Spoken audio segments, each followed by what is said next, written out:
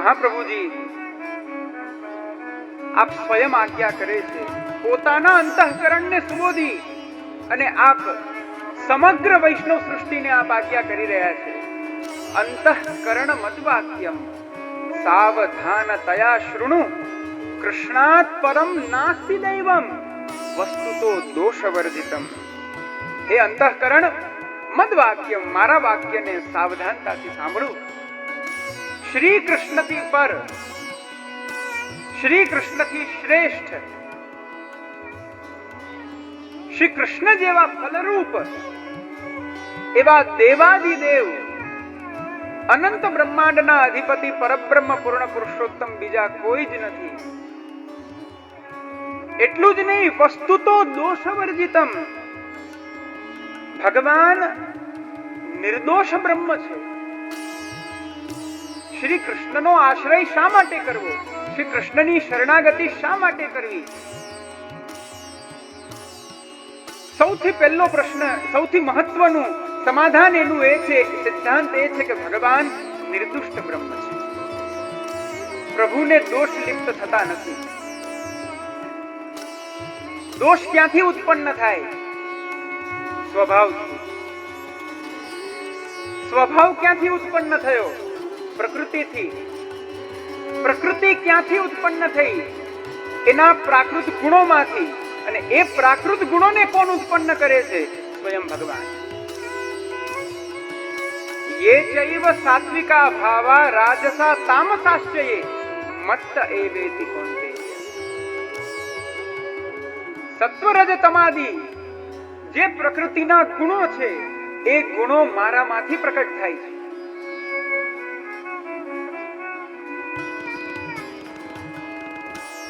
એને હું પ્રકટ કરું છું.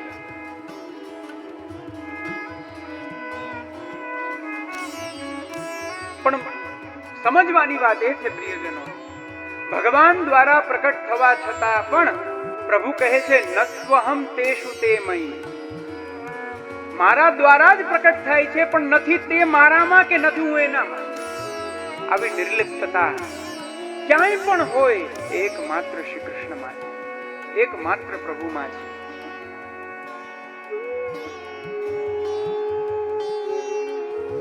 તમે ક્રોધ કરો છો, આપણી અંદર ક્રોધ છે.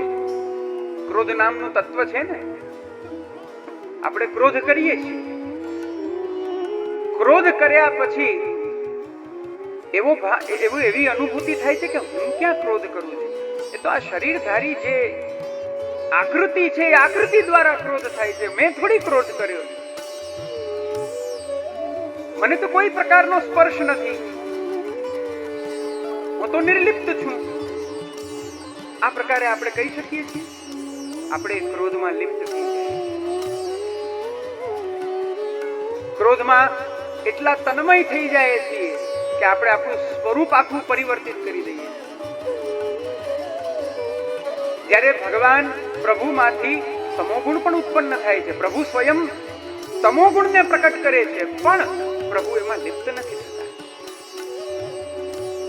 નિર્ગતાઃ ગુણાઃ યસ્માત વાયસ્મિનિતિ નિર્ગુણઃ.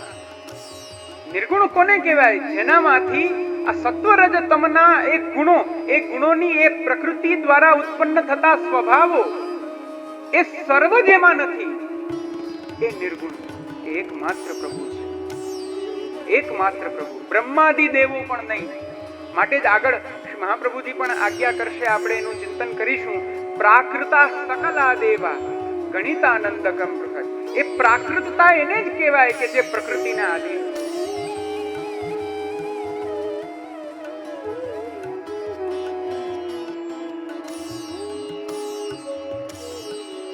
વસ્તુ તો દોષવર્જિતમ. પ્રભુ કેવા છે?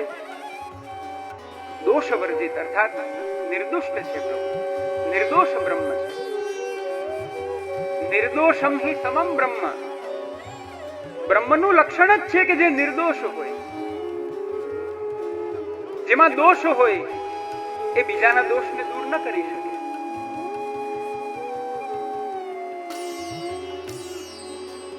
એવા નિર્દોષ બ્રહ્મના યુગલ ચરણારવિંદમાં શરણાગતિ થવી એ જીવનો પરમ ધર્મ છે. શરણની જીવાત્માને આવશ્યકતા ક્યારે પડે છે? ક્યારે આપણે શરણાગતિ લઈએ છીએ?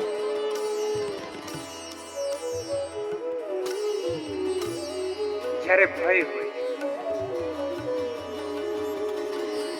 પિતા ક્રોધિત થાય તો બાળક દોડીને માતાના ખોળામાં જાય. કેમ? પિતાનો ભય છે. ગયો ક્યાં? માતાને પાસે. કેમ?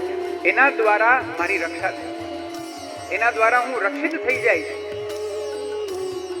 શરણનો આ ઉદ્દેશ છે. જીવાત્મા જ્યારે પ્રભુથી વિખૂટો પડીને ભૂતલ પર આવ્યો, આ વેદોમાં લખ્યું છે, યથા અગ્નેઃ ક્ષુદ્રા વિસ્ફુલિંગા વ્યુચ્ચરંતિ એતદેવાત્માનં સર્વે લોકા સર્વે દેવાઃ સર્વાણિ ભૂતાનિ વ્યુચ્ચરંતિ. ઉપનિષદ આવું કહે છે, વેદોમાં લખ્યું છે. જેમ એક અગ્નિનો સમૂહ હોય અને એ અગ્નિના સમૂહમાંથી અનેક તણખલાઓ નીકળતા હોય, એ રીતના પ્રભુમાંથી અનેક લોકો પ્રકટ થયા છે, અનેક બ્રહ્માંડો પ્રકટ થયા છે, અનેક દેવો પ્રકટ થયા છે, અનેક જીવો પ્રકટ થયા. અને એ જીવો જ્યારે ભૂતલ ઉપર આવ્યા, એ જીવનો સંબંધ જ્યારે આ ભૂતલ ઉપર આવીને અવિદ્યા સાથે થયો, અવિદ્યા સાથે સંબંધ થતા એ જીવોની અંદર ભગવાનનું સચ્ચિદાનંદતા તો હતી, પણ અવિદ્યાના સંબંધથી એ જીવ તિરોહિત આનંદ વાળો થયો.